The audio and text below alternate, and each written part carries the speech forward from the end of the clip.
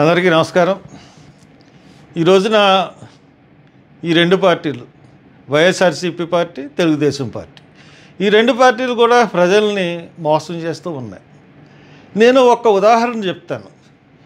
ఈ election హామీలని, election మేనిఫెస్టోలని ఈ రెండు పార్టీలు మోసం చేస్తున్నాయి. మళ్ళీ కొత్తగా మేనిఫెస్టోలు ఇచ్చినాయి. ఎవరు ఎక్కువ మోసం చేశారు అన్నది మనం ఒకసారి చూసుకున్నట్లయితే, ఇప్పుడు ఎక్కడిదోక అనవసరం లేదు. నా విషయం, నా సొంత విషయం. తెలుగుదేశం హయాంలో నాకు 1991లో నా కాలేజీని నేను స్థాపించుకున్నాను. చాలా బ్రహ్మాండంగా నడిచింది. కాంగ్రెస్ గవర్నమెంట్ ఉన్నప్పుడు స్కాలర్షిప్లు ఇచ్చేవారు. రాజశేఖర రెడ్డి వచ్చినంత వరకు స్కాలర్షిప్లు ఇచ్చేవారు. కాలేజీ ఎటువంటి ప్రాబ్లం లేకుండా నడిచింది. రాజశేఖర రెడ్డి వచ్చిన తర్వాత ఫీజు రియంబర్స్మెంట్ అన్న తర్వాత అది సరైన పద్ధతిలో ఇవ్వకపోవడం వల్ల కాలేజీలన్నీ నష్టపోవడం బిగినైంది. దాని తర్వాత ఫీజు రియంబర్స్మెంటు అందరికీ వర్తింపజేయడం, దాంతో ఇంకా ప్రాబ్లం అయిపోయింది. రాను ఫీజు రియంబర్స్మెంట్ అన్నది ఇప్పుడు అసలు ఈ ప్రభుత్వం ఉందంటే ఫీజు రియంబర్స్మెంట్ పీజీ విద్యార్థులు తీసేసింది. డిగ్రీ వరకే ఫీజు రియంబర్స్మెంట్ అన్నది. Intermediate fees reimbursement. నేను 91లో పెట్టిన కాలేజీలో ఈ రోజున 2014 నుంచి 19 వరకు మనకి చంద్రబాబు నాయుడు గారు ముఖ్యమంత్రి చేశారు. అప్పుడు ఫీజు రియంబర్స్మెంట్ డబ్బులు డైరెక్ట్గా కాలేజీలకు వచ్చి, అప్పుడు చంద్రబాబు నాయుడు గారు ముఖ్యమంత్రిగా నాకున్న బాకీ ఎంత అంటే 1,80,00,000 బాకీ ఉన్నారు. అది ఈ రోజుకి కొంచెం జగన్మోహన్ రెడ్డి తీర్చిన తర్వాత 1,17,00,000 రూపాయలు ఇంకా చంద్రబాబు నాయుడు హయాంలో ఫీజు రియంబర్స్మెంట్ నాకు బాకీ ఉంది. ఇకపోతే జగన్మోహన్ రెడ్డి ఈ ఫీజులని డైరెక్ట్గా పిల్లలకి వేస్తున్నాం, ఆ పిల్లల ద్వారా కాలేజీలు కడతారు అని చెప్పిన తర్వాత మోహన్ రెడ్డి హయాంలో ఈ 5 సంవత్సరాల్లో ఇంకా 71,00,000 నాకు విద్యార్థుల నుంచి ఫీజులు రావాలి. ఎందుకంటే విద్యార్థులకి జగన్మోహన్ రెడ్డి వేయలేదు. అంటే ఈ ఒక్క హామీ, ఫీజు రియంబర్స్మెంట్ హామీ అన్నది ఈ ప్రభుత్వాలు ఏ రకంగా అమలు చేస్తున్నాయన్నది మనం చూసుకుంటే దీంట్లో వీళ్ళు సరిగ్గా అమలు చేయట్లేదన్నది తేటతెల్లంగా స్పష్టమవుతుంది. ఇకపోతే చంద్రబాబు నాయుడు గారిని మనం చూసుకున్నట్లయితే, మనం 2014లో ఎన్నుకున్నప్పుడు ఆయనకి జగన్మోహన్ రెడ్డికి ఒక హామీతో చంద్రబాబు నాయుడు గారు నెగ్గారు. ఏమంటే రైతులకు రుణమాఫీ చేస్తాను అన్నాడు. రుణమాఫీ సుమారు 42,000 కోట్లు ఎంతో. ఆ రుణమాఫీ వెంటనే చేస్తానన్నాడు. చేస్తారు కదా అని చెప్పేసి రైతులు కానీ అందరూ కూడా చంద్రబాబు నాయుడు గారికి వేశారు.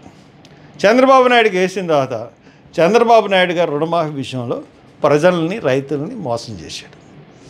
రుణమాఫీ అన్నది ఒక్కసారి ఇవ్వకుండా 10,000, 5,000 ఆ రకంగా ఇచ్చి అసలు రుణమాఫీ అన్నది పూర్తిగా మర్చిపోయి పక్కా మోసం చేశాడు.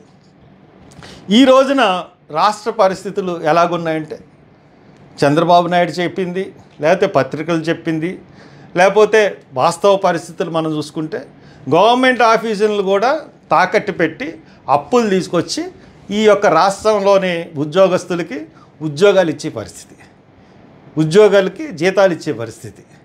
అటువంటి పరిస్థితుల్లో రాష్ట్రం ఏ రకంగా అభివృద్ధి చెందుతుంది? ఈయన జగన్మోహన్ రెడ్డి గారు చెప్తున్నట్టు ప్రతి స్కూలు బాగుపడిపోయిందని చెప్తున్నాడు. ఇంగ్లీష్ మీడియం పాఠశాలలు కార్పొరేట్ స్థాయిలో తీసుకెళ్ళామంటున్నాడు. ఎక్కడ? ఎవరైనా సరే నేను చాలని చెప్తున్నాను. ఏ వైసీపీ నాయకుడైనా, ఏ ప్రెస్ అయినా రండి, స్కూల్స్కి తిరుగుదాం. ఏమీ బాగుపడలేదు. పోనీ చంద్రబాబు నాయుడు వచ్చి ఏమన్నా బాగు చేస్తాడా? ఆయన హయాంలో ఏమన్నా బాగుపడినాయా స్కూల్స్ అంటే? ఆయన హయాంలోనూ విద్యకి ఏమీ ఖర్చు పెట్టలేదు. పోతే ఈ రోజున చంద్రబాబు నాయుడు హామీలు చూసుకుంటే ఈ రాష్ట్రం మొత్తం తాకట్టు పెట్టేసిన హామీలు నెరవేరు. బస్సులో ఉచిత ప్రయాణం అంటున్నాడు. How it is possible? ఇంకోటి ఏమి హామీ ఇస్తున్నాడు? ప్రతి మహిళలకి 15,000 ఇస్తానంటున్నాడు. How it is possible? ఇంకోటి ఏమంటున్నాడు? అమ్మ ఒడి 2,000 పెంచి 17,000 ఇస్తానంటున్నాడు. ఇప్పుడు అమ్మ ఒడే జగన్మోహన్ రెడ్డి ఇవ్వట్లేదు. వాలంటీర్ జీతాలు 5,000 నుంచి 10,000 పెంచుతానంటున్నాడు. ఇది కాకుండా ఇంకొక విషయం ఏంటంటే, ఆ, రైతు భరోసాకి రెట్టింపు డబ్బులు ఇస్తానంటున్నాడు, 20,000 ఇస్తానంటున్నాడు. ఇప్పుడు ఇవన్నీ ఈ సాధ్యాలు ఇవన్నీ కూడా చేయగలడా చంద్రబాబు నాయుడు? ఎలా చేయగలడు?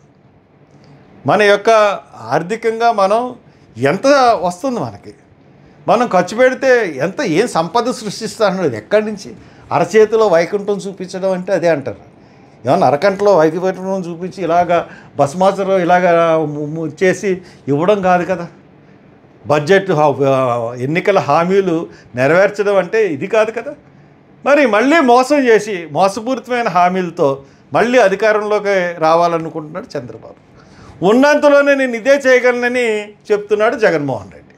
వీళ్ళిద్దరికీ మనం చూసుకుంటే అదే కాంగ్రెస్ మేనిఫెస్టో చూసుకుంటే కాంగ్రెస్ మేనిఫెస్టోలో క్లియర్గా ఉంది, మేము ప్రత్యేక హోదా ఇస్తాం అంటే ప్రత్యేక హోదా ఇస్తే ప్రత్యేక హోదా ద్వారా ఈ హామీలన్నీ కాంగ్రెస్ పార్టీ నెరవేర్చగలదు.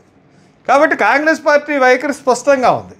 ఈ రెండు పార్టీల వైఖరి కూడా ఎక్కడా కూడా ప్రత్యేక హోదా గురించి ఎన్నికల మేనిఫెస్టోలోనూ లేదు, ఎక్కడా లేదు. కాబట్టి ఈ రెండు పార్టీల విషయంలో కూడా మరి మీరు ఆలోచించండి, ఎవరు ఎక్కువ మోసకారి అన్నది మీరు బేరీజ్ వేసుకుంటే ఎలక్షన్స్లో ఇద్దరికిద్దరూ మోసగాళ్లే. బట్ ఎవరు ఎక్కువ మోసకారి అనుకున్నప్పుడు మోసం బాగా ఎక్కువగా చేయగలిగినవాడు చంద్రబాబు నాయుడు. ఖచ్చితంగా చెప్తున్నాను నేను. మనుషులను కానీ ప్రజలను కానీ లేదంటే నమ్ముకున్న మనుషులను కానీ ఎవరన్నా సరే ఎక్కువ మోసం చేయగలిగేవాడు మరి చంద్రబాబు నాయుడు. ఈయన ఏ ఉద్దేశం పెట్టుకుని నేను అడుగుతూ ఉన్నాను బీజేపీతో పొత్తుకెళ్ళాడు? ఆ రోజున కేసీఆర్ లోన్ వేస్తాడని చెప్పి ఈయన హైదరాబాద్ మనకు 10 సంవత్సరాల క్యాపిటల్ ఉన్నదాన్ని వదిలేసి ఇక్కడికి వచ్చేసాడు. ఈ అమరావతిలో రైతులందరినీ మోసం చేశాడు. అమరావతిలో రైతులందరినీ మోసం చేసి ఎంఓయూలు కుదుర్చుకున్నలో కూడా మోసం చేసి ఈ రోజున చేతులు ఎత్తేసాడు. ఇప్పుడు జగన్మోహన్ రెడ్డికి అవకాశం ఇచ్చాడు.